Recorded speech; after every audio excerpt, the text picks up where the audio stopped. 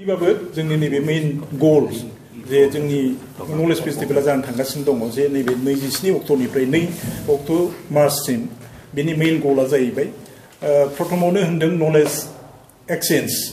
जाहाथे नैबे speaker from outside from एब्रड आरो जोंनि उइदिन दा नेशनेल लेभेलनिफ्राय जाफैगोन आरो नैबे जोंनि जायगानिफ्राय जा दङ माखासे रोंगौथि थानाय सुबुंफोरनि गेजेराव जाहाथे नलेजआ एक्सचेन्ज जालायलायो नलेज एक्सचेन्ज जानायनि गेजेरजों जों बेखौ जों बयनिबो जोंनि फरायसाफोरनि गेजेराव जाहाथे जों बेखौ स्प्रेड खालामनानै जों मोनसे गोदान मोनसे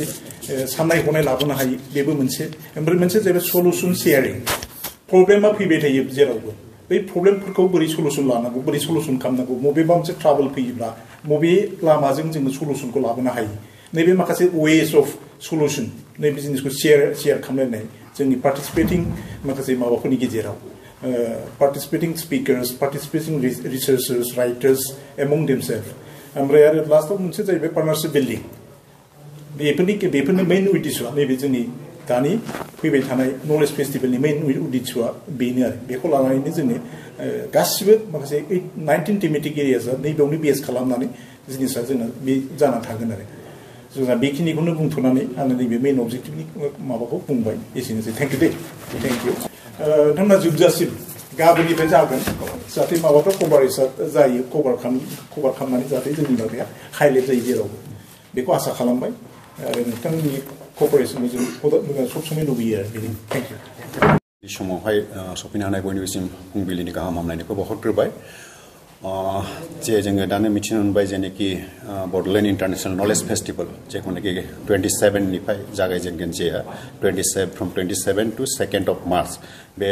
तारिखआ थि जाखाबाय आरो एज पार आवार रेकर्ड माबा थाम-थिम जानाय बादि दानो गासै प्रिपारेसनफ्रा जाबाय आरो बेनि बे जेनोखि बड'लेण्ड इन्टारनेशनेल नलेज फेस्टिवल बेनि जे कनसेप्ट नट ब्रिफ कनसेप्ट नटखौ दानो जोंनि मानगोनां रेजिस्ट्रार सारा दानो फोरमायथिखाबाय बेजों लोगोसे जेनोखि मेइन बे प्रग्रामनि हाबाफारि बे जादों टेक्निकेल सेसन्स पेरालेल टेक्निकेल सेसन्सनि थाखाय बेहाय एरेन्जमेन्ट खालामनाय जादों बिसेसकरि जेरै जों मिथिबाय दानो मोर देन 18 टीम्सफ्रा दानो थि खालामनाय जादों आरो बे 18 टीम्सनि सायावहाय गुबुन गुबुन गावबागावनि गियानफोरखौ शेयार खालामनो थाखाय दिनै गुबुन गुबुन हादोरनिफ्राय आरो जोंनि हादोरनिफ्रायबो गोबां फुंखा सुबुंफोरखौ हांख्रायनाय लाबोनाय जादों आरो बिथांमोना गावसिनि कनफार्मेशनखौ दानो होबाय आरो खायफाया दानो सफैजेनबायबो दहाय फुंनिफ्राय सफैजेनबायानो आरो जोङो more than 200 resource persons from within the country as well as from abroad we are expecting by tomorrow and one of the मोनसे गोनांथार बिषया जाहैबाय बेहाय गाबोननि सानावहाय जोंनि गेजेराव मानगोनां जोंनि खाथिनिनो हादोरनि मानगोनां प्रफेसर इउनिस सर बिथाङा जोंनि गेजेराव सफैगोन बिथाङा सासे लार्नेड प्रफेसर सुबुं फुंखा सुबुं जायानाखि दिनै बांलादेशनि एन्टायार इक'नमिखौ सोलायनायाव गोबां मदद होदों बेनि थाखायनो जों सानदों बिथांनि बाहाय नुजाथिनाया बियो गोबां एवारनेसखौ जोंनि गेजेराव लाबोगोन आरो बेजोंनो जोंनि बेहाय खामिनाय जेनोखि सुबुंफोर दङ बिथांमोना बेनिफ्राय मुलाम्फाखौ बा बेनिफिटखौ जोङो मोननो हागोन होनना जों फोथायो दा आं बुंनो नागिरनाया जेनोखि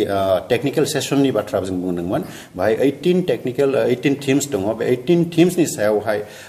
सानसेयावहाय 6 पेरालेल सेसन्सखौहाय दोननाय जादों आरो मोनसे सेसनावहाय मोनसे टेक्निकेल सेसनाव मोर देन 400 पार्टिसिपेन्ट्स आर गोइं टु पार्टिसिपेट मोनसे टेक्निकेल सेसन सो एस ए होल जों लायोबा we can see that about 2,400 participants will be participating every day in technical sessions. तारमाने मोनसे सेसनावहाय 400 बा 6टा टेक्निकेल सेसन दं बे 6टा टेक्निकेल सेसनाव जोंहा 2,400 स्टुडेन्टफ्रा आरो गुबुन गुबुन बिथिंनिफ्रायबो सुबुंफ्रा बाहाय पार्टिसिपेन्टफ्रा बाहागो लागोन दा बे हाबाफारिखौ जाफुंसारहोनो थाखायहाय